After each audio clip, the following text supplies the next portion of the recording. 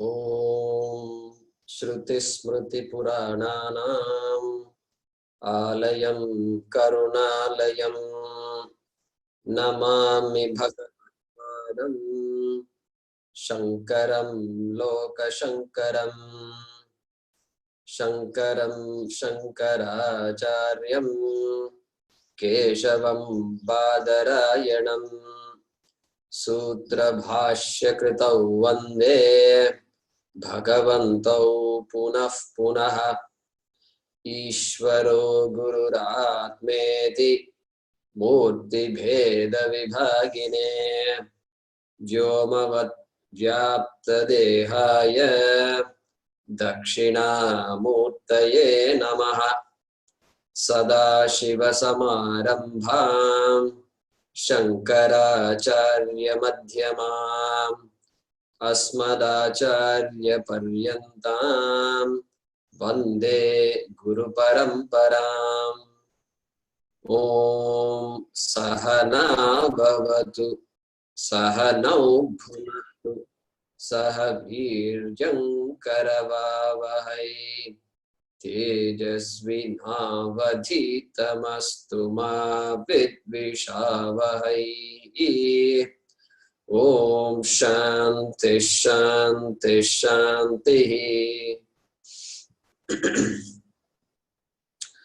Vasudevendra Yogindram Natva Jnanapradam Gurum Mumukshunam Hitarthaya Tattvabodho Vidhiyate.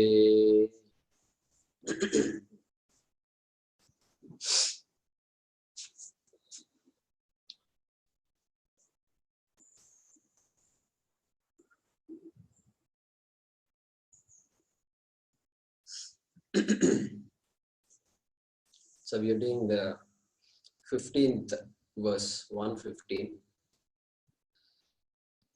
Atma kaha Atma kaha Sthula Sukshma Stula Sukshma Karana Sharirat Vyatiriktaha Karana Sharira Vatiriktaha Karana Sharirat Karana Sharirat Vyatiriktaha Vatiriktaha Panchakoshatita San Panchakoshatita San Avasthatraya Sakshi Avastatraya Sakshi Satchidananda Rupa San Satchidananda Rupa San Yastisthati Yastishtadi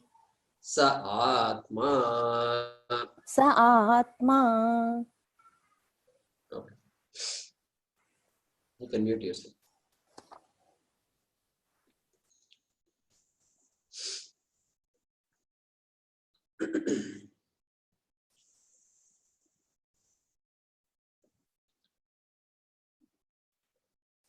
So last class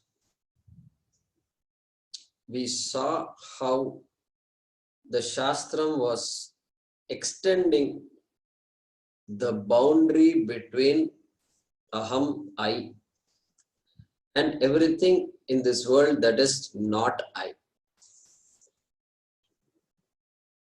So in general, everybody has an idea who I am, and every object in this world I am not. Very clear.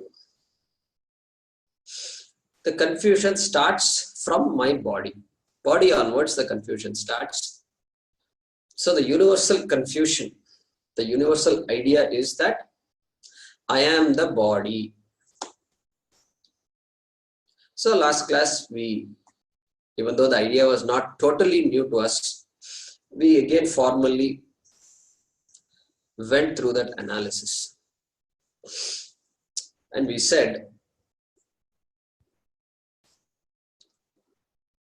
in any object, suppose I say, here is an apple, and you see apple. The apple is this. The apple is an object. And I don't consider myself as an object. And every object I see like this apple is an object. An object means I know it. And of course, I am not the apple. So we said, anything in this world I know or I am capable of knowing, that thing, that object, in that object there cannot be an I sense. In that object, I can never say I am that object. I will not have the I sense in that object. This is what we saw last time. So those objects are called idam pratyaya vishayaha. Idam pratyaya vishayaha means those objects in whom I have this thought or that thought. This is the way Shastra puts it. Idam pratyaya vishayaha. So those in which I will refer to those objects as this or that. In contrast with this me, the I, where the Shastram says, I am aham pratyaya vishaya. I am somebody in whom I have the I sense. Aham pratyaya means I sense. The only object in this world where I have the I sense seems to be located within this body. This much we saw before. Good. Then the Shastram extended that idea to say, wait a minute, do you know the body or not? Yes, I know the body. If you know the body, then you are the knower of the body. You cannot be the body. Then we said, what about all the physiological functions, hunger, etc.? Same thing. Mind, same thing. Are you an observer of your thoughts? Are you, when I say I am sad, am I able to see my sadness? Yes, I can see it. It is happening in my mind. Then in that case, the Shastram is saying, perhaps you are not the sadness. This much we saw. And we said that we concluded with Krishna's statement in the Bhagavad Gita, Idam Shariram Kaunteya Kshetramit Vidhiyate. So this body, mind, sense complex, anything which I refer to as I, is really part of the Kshetra, is really an Idam Pratyaya Vishaya. That is what Krishna said, told Arjuna. So very interesting, Arjuna starts this whole teaching. In fact, he was the one who starts. Because he was the one who tells Krishna, I am your student. The minute you say, I am your student, then you are giving an indication that I want to learn something from you. So that's when Krishna started teaching. So he says this in the 13th chapter. Okay.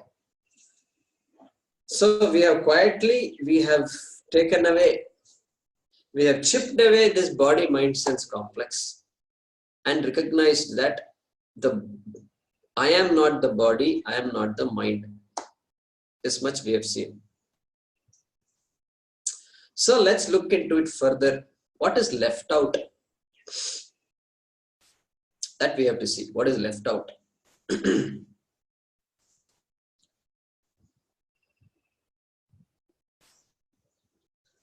So whenever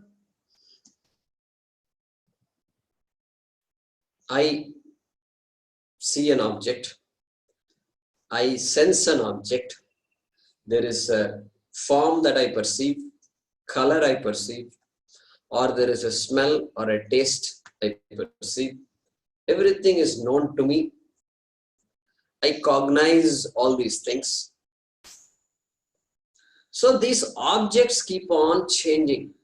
From my perspective, these objects keep on changing. They're all variable. So the question is there anything invariable? Is there anything invariable? So now we are going to change the language a little bit. So this is an object. This is apple, we said. We will say there is apple consciousness. When you see this apple, there is apple consciousness. Correct? In this mind, there is apple consciousness. So I show a book like this. I show an object like this. Immediately, the book is the book. You recognize a book and some details about this book. And there is book consciousness. So I wear glasses I'm a short-sighted person. So I show this and you say glasses, eyeglasses. Eyeglasses consciousness is. Eyeglasses consciousness is. There is this class and therefore there is class consciousness. Class consciousness, which is to be, of course, different from the other class consciousness they talk about in social sciences. Upper class, middle class, lower class, and working class, and all these things. That's also a type of class consciousness. Suddenly it occurred to me when I said class. Class consciousness. So flower consciousness, flower smell consciousness, all this we can appreciate. So then body consciousness, thought consciousness, mind consciousness, hunger consciousness is all there. So finally everything is thought consciousness. Thought of an object,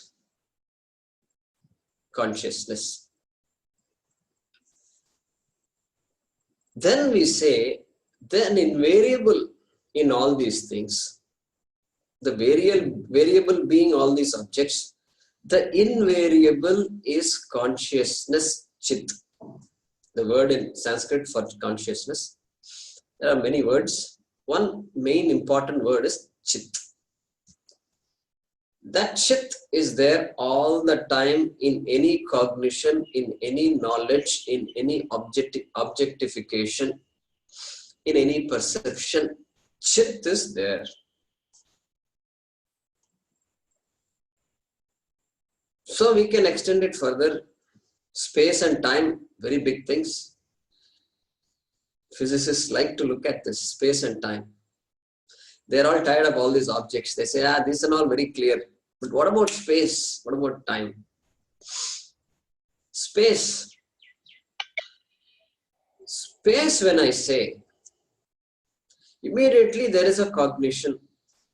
There is a cognition of distance. Either shortness of distance or the vastness of distance, which we call this vast space.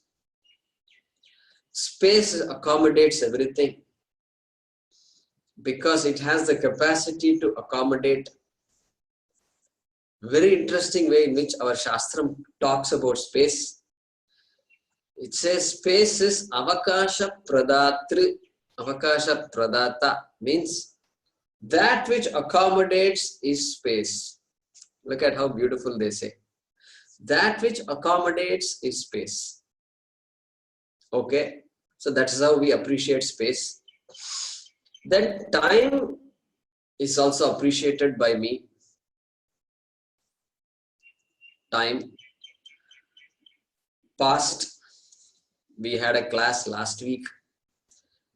I went to Rajasthan, Jaipur last year with my family. So last year, we were married 5 years ago. Past, idea of past is very much there. Present is very much there. I am in class. I woke up today just few hours ago. I have to go to office. I have to cook. Today, this is present. Present is very clear. And future. Future looms large in all of us. So many things to accomplish. So many things. Children are there. They have to grow up. And the future is very much there in us. Looms large. So this idea of time is there very much. So time consciousness, space consciousness is there. So this time, we will say later on that time is not absolute.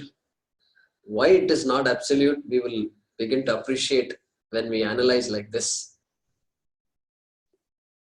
So this consciousness is invariable, but time consciousness, space consciousness, thought consciousness, everything is a variable. I am ignorant. I am ignorant of Chinese language. I am ignorant. I am ignorant about the neighbor. Many things about the neighbor I don't know. I am ignorant about the population of Coimbatore and the society of Coimbatore. I know only a little bit. I don't know a lot. The history of Coimbatore. So ignorant. I am ignorant when I say there is ignorance consciousness. There is ignorance consciousness. Consciousness of ignorance. So we will say that in all these things, consciousness is very much there. Consciousness is there. Okay, so we introduce the word consciousness, which helps me be conscious of anything in this world. Subtle things, gross things, things that I can infer also is there in my consciousness. So consciousness. Now, the question is, can't consciousness be an object? Like so many objects we talked about, can consciousness be an object? This is the question. So we will do a small exercise now. So I request all of you to just softly close your eyes. Close your eyes, don't visualize anything outside, don't see anything. And I will mention a few words. And you please try to see that object. Apple, book, pen, consciousness, table, car, road, consciousness, India, lotus, tree, consciousness, sun, S-U-N, sun, crow, mustard seeds, consciousness.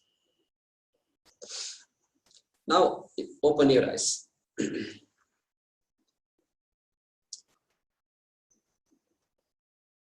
So, you visualized, you were able to see all these objects. When I said consciousness, what were you able to see? That is the question. Did you see anything? Did you objectify something like you objectified so many objects? Yeah, so no, that is the answer we are hearing. Did not objectify anything. So when we say no, does it mean consciousness does not exist? Because something that doesn't exist and that you don't know also you can't objectify.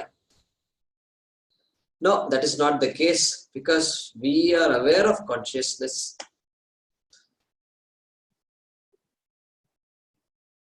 So it is not that consciousness doesn't exist. Now, does consciousness mean nothing to you?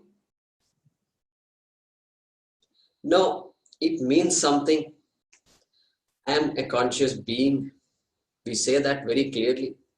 What is the meaning of saying I am conscious of the book? The book is not conscious of me. So we have an understanding of being conscious of and consciousness. So we can say that we are going to introduce this idea that I am that consciousness. That consciousness which I am not able to objectify. That consciousness I am. Okay, I am that consciousness. The content of the knower. When I say I see a tree, when I say I see my children, that seer, the content of the seer is consciousness. That I, that consciousness is Atma.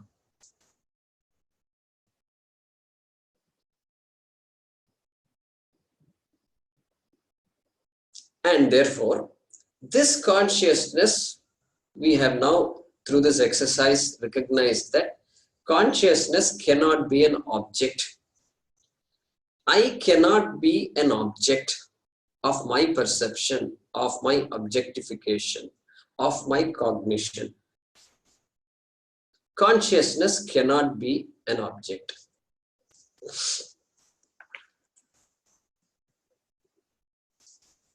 Can consciousness be displaced by something else? This also we need to look at.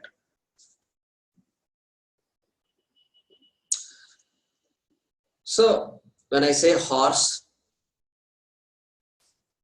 you can see horse. Cow, you are able to see cow. Visualize cow.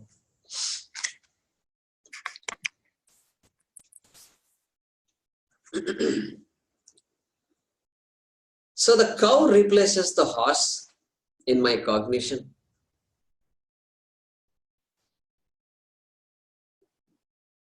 Then I say potato. Immediately potato replaces cow. Potato chips. Potato chips replaces potato. There is still some potato in potato chips though. So like this, these objects replace the object that was there before. But does consciousness get replaced?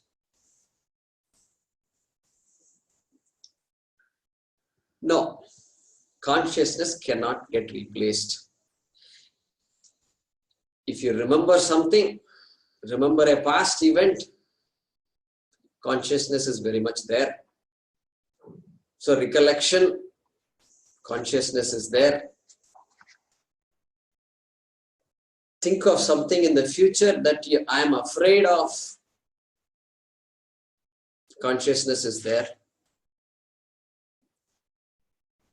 Space consciousness, I think of space. I think of distance. Consciousness is there. Space does not replace consciousness. The apple did not replace consciousness. Potato did not replace consciousness or displace consciousness. So consciousness cannot get displaced. never gets displaced. So we are beginning to appreciate that every object is in consciousness. Every thought is bathed in consciousness. Every thought is floating in consciousness.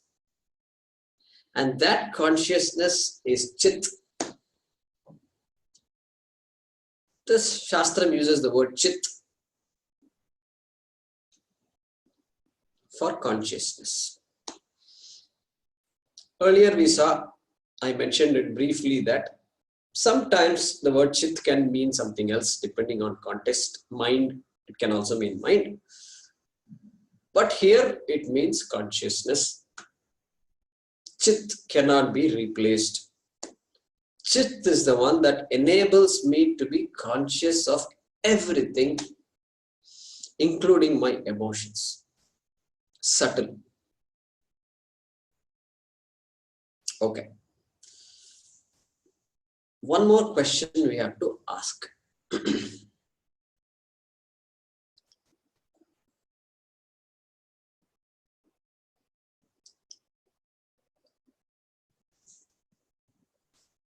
So, everything gets revealed to me.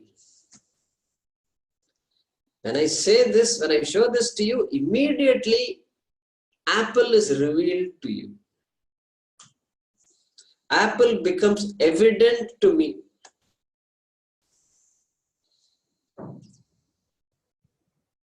When I say, let's do a homework, would you like to have a homework for next week? Immediately homework becomes evident to me. And everything that comes with homework, oh, I need to put some effort. I need to set aside some time. Is it going to take 1 hour? Is it going to take 2 hours? When will I do this homework? All that becomes evident to me. So all these objects become evident to me. Happiness becomes evident to me. Fear becomes evident to me. The question is, how about consciousness? This also we have to answer.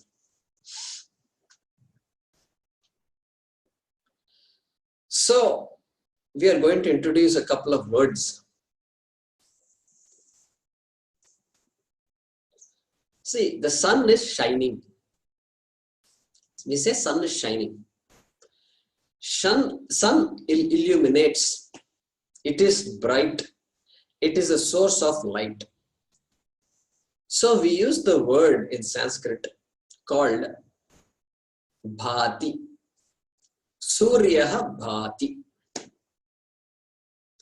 Bha is a dhatu. It's a root in Sanskrit which means to shine. So when we say Suryaha bhati, what we are saying is the sun shines. Simple statement. Sun shines. Suryaha bhati.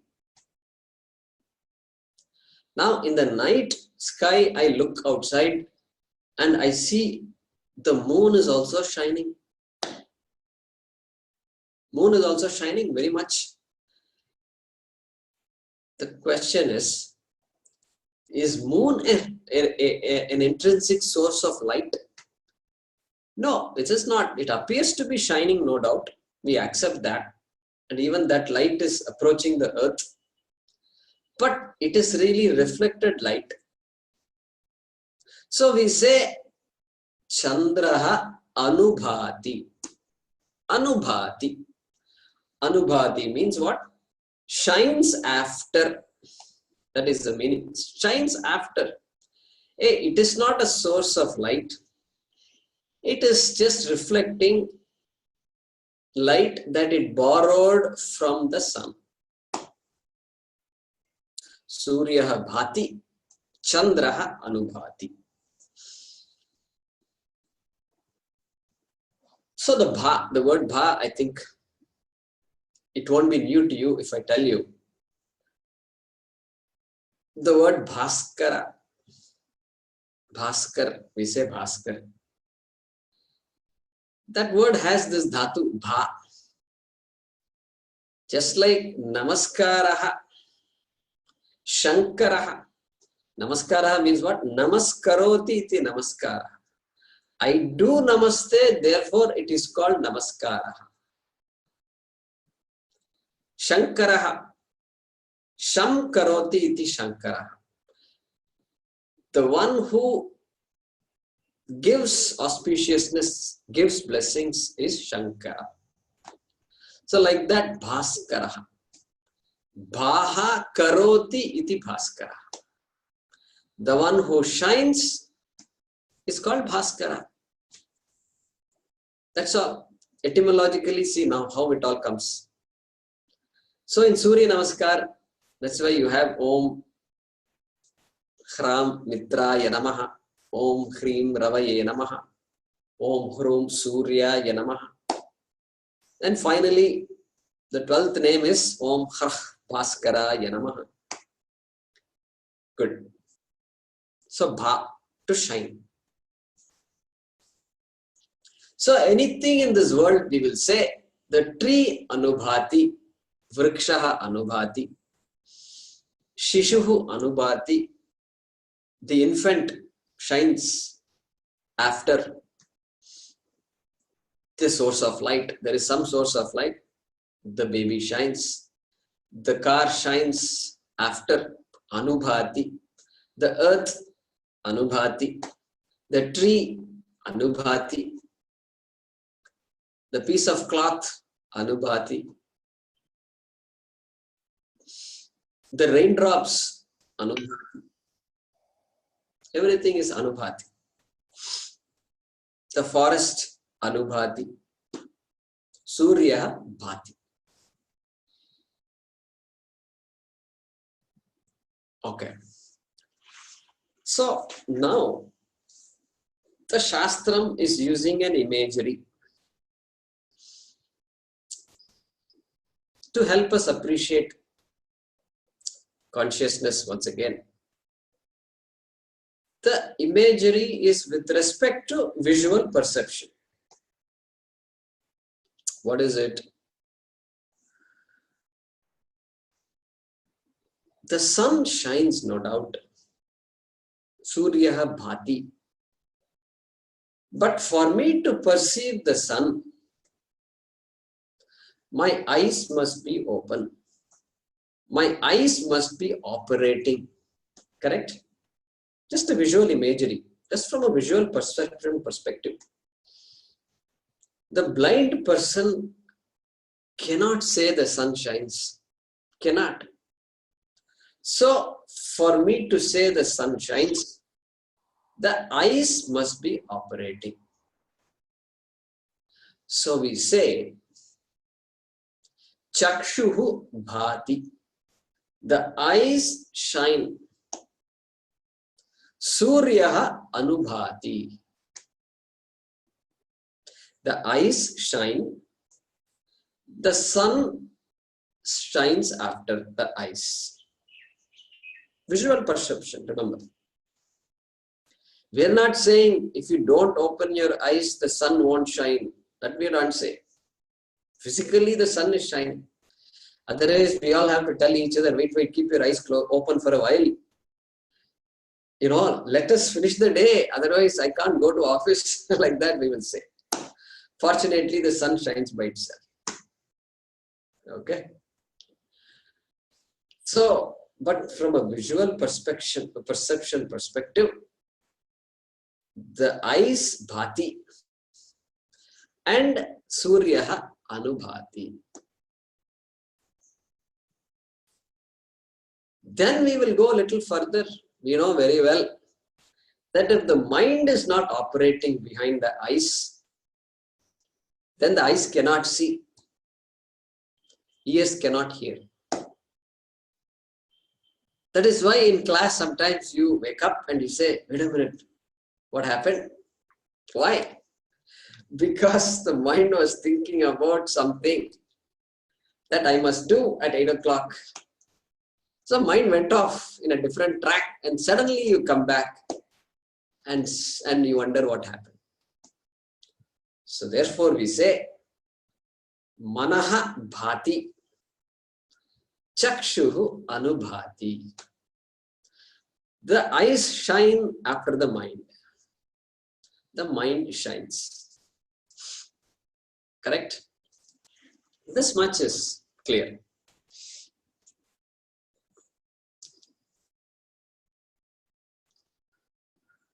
So, dream. What about dreams? Dream manaha bhati. Dream anubhati. Dream anubhati. I am able to see the complete dream. So, the mind shines and the dream shines after. Somebody asked, I'm now recall the question that was there in the satsang. Mohaniji asked the question, Jayakumarji, this dream is so bright. Dream is so bright means what? Yeah, Mohaniji, my dream is not so bright, unfortunately. It seems a little dull. But still, that brightness that you see in the dream, who is the source of that brightness? We need to see. Okay, for now, the mind bhati, dream anubhati. But then what about the mind? Is that really a source of this shine? No, it can't be. Consciousness bhati, the mind anubhati. That is why I can go to bed and I can say I dreamt, and I can wake up and I say I slept well. The mind was off. Mind was completely turned off to all feelings, perceptions, even visualizations like the dream. So consciousness bhati, mind manaha anubhati. Correct? Mind bhati.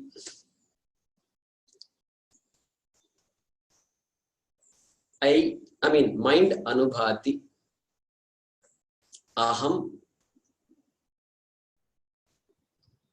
The minute I say aham, I can't say bhati because in Sanskrit, bhami, I have to say bhami. Aham bhami. Correct? Or just because we are using the word bhati, aham bhati. Mind anubhati. I bhati. So, this I,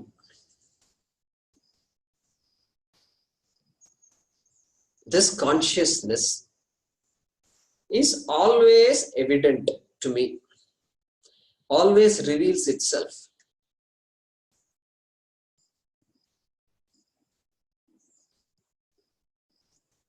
It doesn't have to become evident to me. We saw that consciousness cannot be displaced. If consciousness also gets displaced, then there will be times when I am not. I can't say I slept well. The continuity will not be there. This coma and other things, we will look at it later. That's a special case. Even there, consciousness is there. But the physical functions, the neurological functions that are required to manifest that consciousness is not there. So the person cannot recollect. His person is totally off, in coma. So, without this consciousness, can anything become evident to me? Without this self-evident consciousness, can anything become evident to me? That is the question. Okay. Important question. Because in our daily life, we take so much for granted. And so,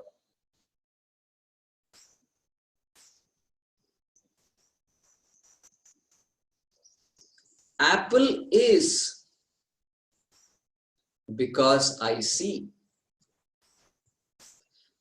Sounds are, I can hear sounds because I hear. Sounds are because I hear. Because I hear. Remember, from a perception perspective,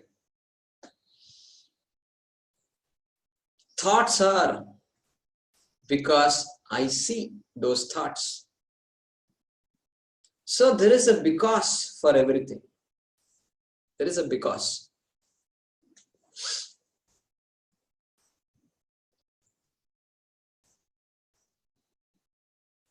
So because I see, because I feel, because I smell, I am able to perceive all these things.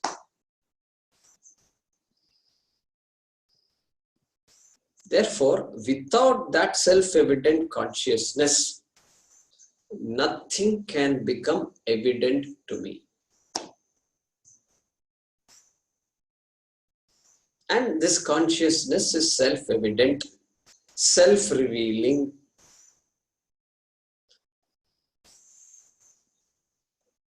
We can ask one more question to make it even clearer. Do I exist? Do you exist? If I ask that question, what can be the answer to that? Do you exist? So suddenly you go out and ask somebody, do you exist? You will throw off that person because this is not a normal conversation. He may run away from you. क्या बात है, आप क्या बोल रहे हैं? He will say. So yeah, I'm asking you a very serious question. Do you exist? So yeah, what sense organ do I have to operate to find out if I exist or not? Do I have to use my eyes? Yes. Do I have to hear myself? Do I have to feel myself? Perhaps. Perhaps I should feel myself. No. We say that to say I exist, you don't need any evidence. If I say I need evidence, if I say, like if I ask you, does apple exist? Then I need evidence to say apple exists. Yeah, I can think of an apple, all right. But if I ask you, is there an apple in your room? I need evidence. Without evidence, I can't say apple exists in the room. Evidence is needed. So what evidence is needed? I will ask. If you say, I don't know, I need evidence, I will ask, what evidence is needed? For whom is that evidence needed? Look at these questions. I need the evidence. I need the evidence. Okay, you got the evidence of Atma, that I exist. If you say, I got the evidence of Atma, then you are the knower of Atma. So if I am the knower of Atma, then we know that I am not the Atma. I am not what I know.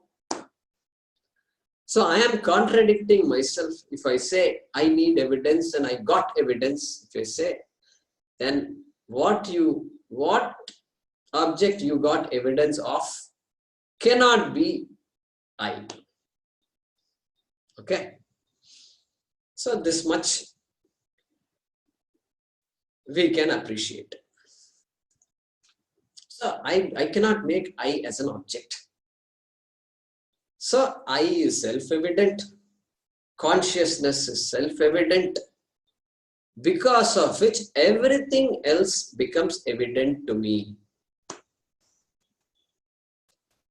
Beautiful mantra is there in Shastram. Some of you may know it.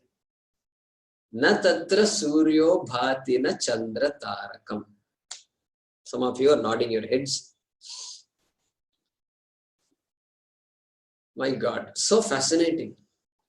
You go to the temple and you go there and you do all the pradakshina and all that. And the Pandita is now showing the camphor, the flame.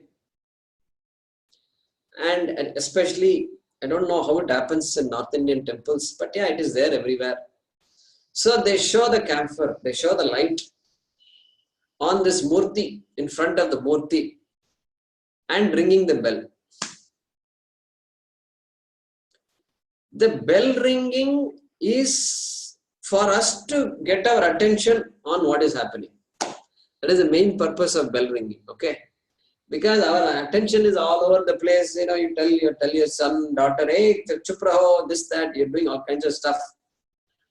And bag you're checking, and I'm checking if my wallet is there or not. All this, their mind is fragmented. I went to the temple for a particular reason. Arey, chala jaakar wahan.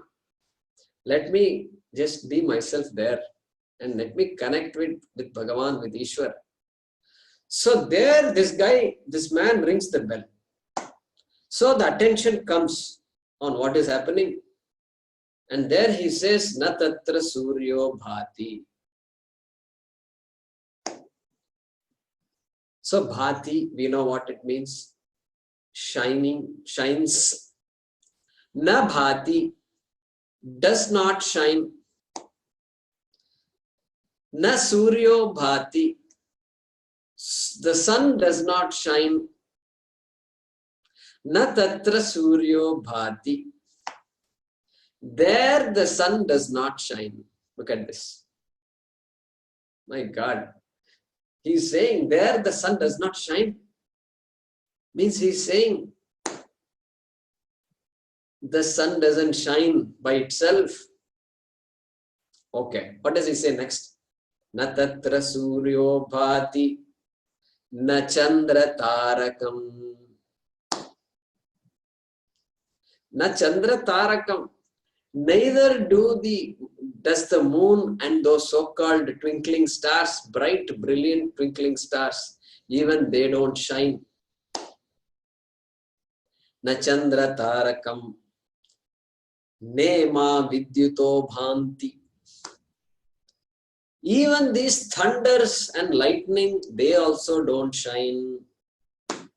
They also don't. They are nothing. They have nothing in them. Nema vidyuto bhanti. Kutoyam agnihi.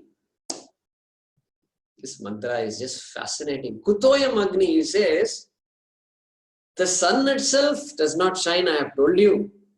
I am agnihi. This piece of flame that I am holding in my hand. I have already told you the sun doesn't shine. Do I have to tell you this flame also doesn't shine? This is what the mantra says. Kutaha. Kutaha means where from? What to talk of? What to talk of this small little flame which is going to get extinguished shortly? This puny little thing, no, that also doesn't shine. Kutoyam agnihi. Tameva bhantam anubhati sarvam. That alone shines. Anubhati sarvam. Everything else shines after that. Okay, look at how beautiful it is. And also simple to follow once we understand. Tameva bhantam anubhati sarvam. Tasya bhasa sarvam idam vibhati. Tasya bhasa. Its brilliance. Sarvam idam vibhati. Its brilliance alone illuminates everything else. That's all. This is what he's saying. He is referring to Ishvara and he is referring to you. He's worshipping you. Can you believe it? This Atma, this consciousness is being worshipped, praised, and he is trying to show this little flame to illuminate this. So symbolically also that is beautiful, because here is a murti in our temples. In our temples generally, those days there was no light, all these bright lights and all won't be there. Lights were not there and it is all dark. You go there, go to big temple. You say, I went to Chidambaram temple. You say, I went to Meenakshi temple in Madurai. And you go there and you say, and you have to ask, Dad, where is Meenakshi? Where is this Shiva? You will ask. So because it is dark, and that too the murti is also black in color, so that makes it doubly more difficult to identify. So there is a purpose behind it. The purpose is you can't really see Ishvara. Look at that. These things we have to tell our children how beautiful it is. Children will enjoy all this. Oh my God. Can you see yourself? You ask these children. They will say, no, I can't see myself.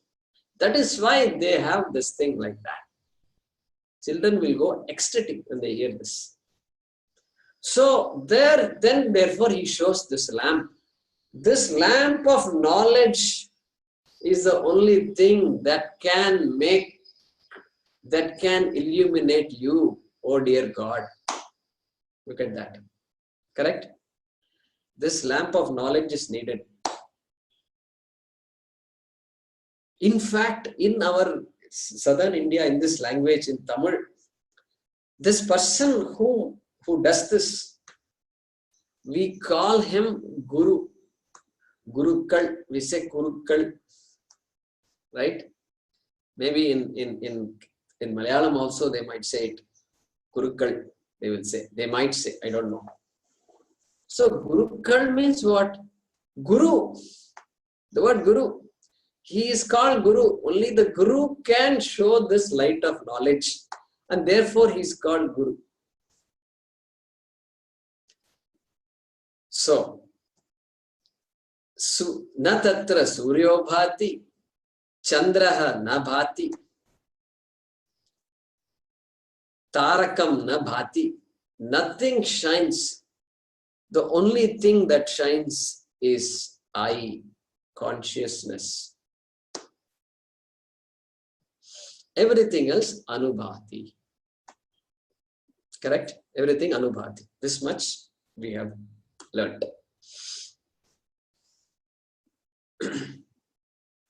So here we can make an important observation. No sense organ can objectify Atma. No sense organ can objectify consciousness. We have seen that. And I, because it is self-evident, it need not be objectified also. It's a bonus for us.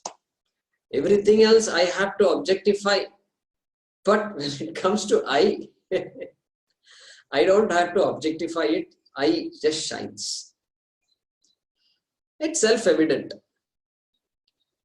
That is why often they say the Atma is beyond the senses. You may have heard the word beyond. Right? Is beyond sense organs, beyond sense perception. Like this you may have studied or heard. See, when we use the word beyond, what occurs to you? When I say beyond, A is beyond B. Means what? The idea of distance comes to you. The idea of spatial separation comes to you. Correct? Somebody calls me and says, I'm coming, and he says, yeah, where are you? I ask him, he says, I am at the Agricultural University. Ah, you have to go beyond, further. One more kilometer. Then take a right. Go beyond. You have to go beyond this Mahalakshmi temple that comes. Beyond means distance. It creates a separation. It creates distance. So this is why we don't use the words like Swamiji never used the words like beyond senses. You are beyond the body. You are beyond the body is a wrong statement. Beyond can be used. If we use it, we have to immediately say you are beyond the body means unlike the body which is objectified by my sense organs, you Atma cannot be objectified. That is the meaning of beyond the senses, beyond the body and all these things. Otherwise, if somebody says you are beyond the body, you'll start imagining. Immediately distance. I am not the body means there is a distance between me and the body. Who said there is a distance between me and the body? We saw before the beggar is the actor, actor is not the beggar. We saw the wave is water, the water is not the wave. Who said there is a distance between water and wave? Who said there is a distance between the role I am playing and I? There is no distance. This word beyond has to be removed. We don't use that word in this class. If at all by mistake we use it, we will immediately correct it. So we don't use the word, but understand that when you read such a sentence in a book, they ought to mean that Atma cannot be objectified. I say they ought to mean, because I don't know if that person understood. The person who writes, I don't know if they understood or not. So that is important. Therefore, Atma is not objectified, cannot be objectified. And we saw that consciousness is Atma. That Atma is not an object. That Atma cannot be replaced. That consciousness, Chit, cannot be replaced. That Chit is self-evident. And thanks to the Chit being self-evident, everything becomes evident to me. Correct? This is what we appreciated, we learned today. So we will stop this and continue the discussion. We are still at this Atma Kaha. Student asked the question, Atma Kaha.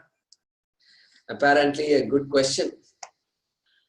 And the teacher just is saying, Satchidananda Atma San Yas Tishtati Sa Atma. So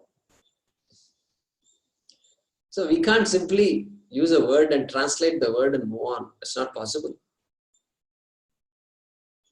So we will continue like this, maybe a couple of more classes before we go to the next. Most likely, I'm guessing the next question should be back to that Sthula Sukshmam, Sthula Shariram Kim, correct? Because that was the answer he gave. So the student will ask the question, Sthula Shariram Kim. So we will get more clarity on all these things. So we will conclude the class with that.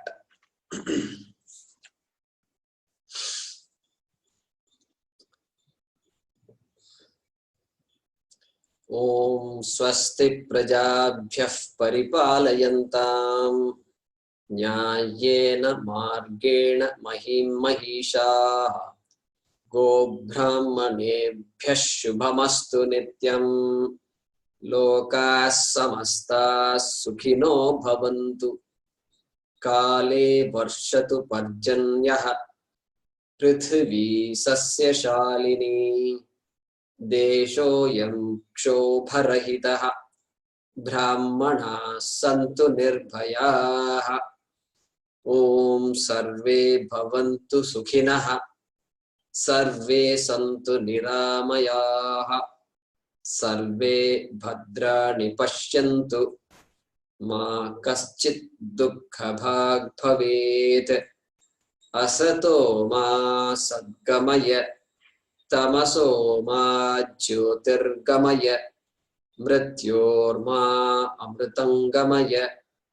ॐ पूर्णमदः पूर्णमिदं पूर्णात् पूर्णमुदच्यते, पूर्णस्य पूर्णमादाय पूर्णमेवावशिष्यते। ॐ शान्तिः शान्तिः शान्तिः। हरिः ॐ श्री गुरुभ्यो नमः। हरिः ॐ।